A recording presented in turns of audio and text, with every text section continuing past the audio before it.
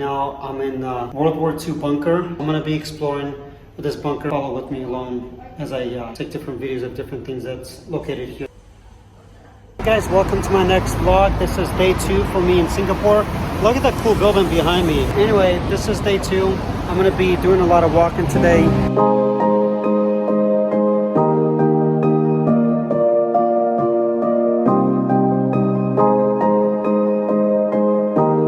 Goal for the day is to do a lot of walking and then go through like different neighborhoods like this, explore, and kind of get in the mindset of how the citizens of Singapore really live here. I'm gonna try to stay away as much as possible for the next 8 days that I have left here. I'm gonna stay away from the tourist area because you don't really get to find out how the locals live here unless you get out and you start exploring it. You gotta play it safe, you gotta play it smart, and you gotta do calculated risk. But at the same time, you're not gonna really know what's out there if you don't go explore. And I think that same thing goes for just life in general. You gotta explore life and take risks, because if you're too comfortable in your skin, then you're not really growing. And if you go to places or do things that make you uncomfortable, then that means you're growing. And I've never been to Singapore before, and it was a little bit nerve-wracking in the beginning, you know, especially when I landed. I didn't know anything, but now I can honestly say it's definitely really helped me grow. And so I'm gonna continue exploring Singapore over the next 8 days here.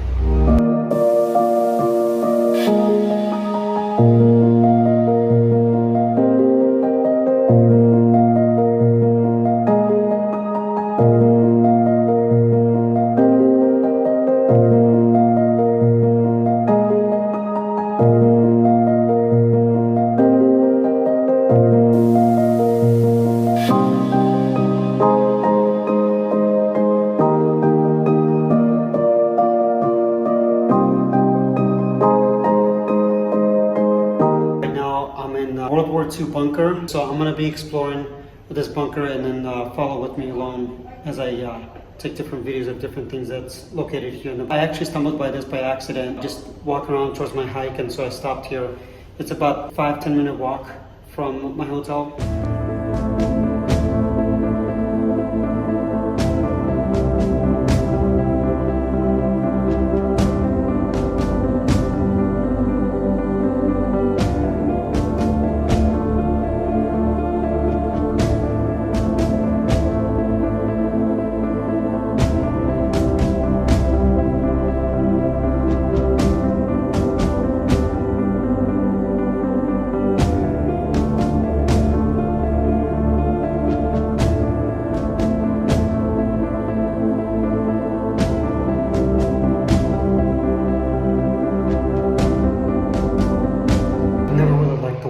Sadly, it's part of human history. And during World War II, what happened is this particular bunker was designed for military personnel that were only allowed to, during their shifts, to be locked up in the rooms. Really strict rules. You could not eat, no drinking, no smoking, no talking.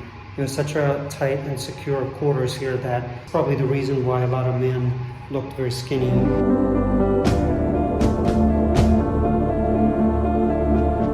Phone exchange room. This was the sign that I just read, so I just want to highlight something. To avoid being detected for security reasons, they could only use 4-letter code names that they selected randomly from the alphabet every 48 hours. It took approximately to get connected about 45 minutes until they figured out a faster way to connect with the outside world.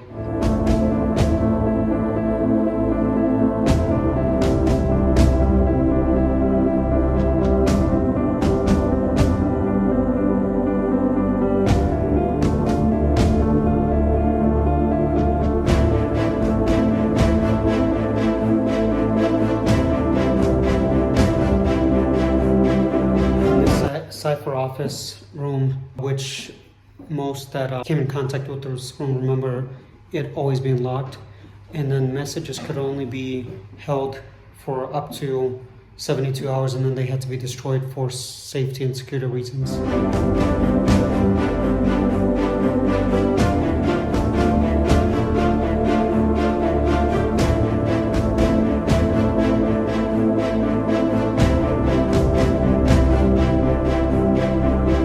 This was called the signal room, and often was also called the post office. People here were not allowed to talk or discuss any important matters. And then there was up to 7 people that were in this room.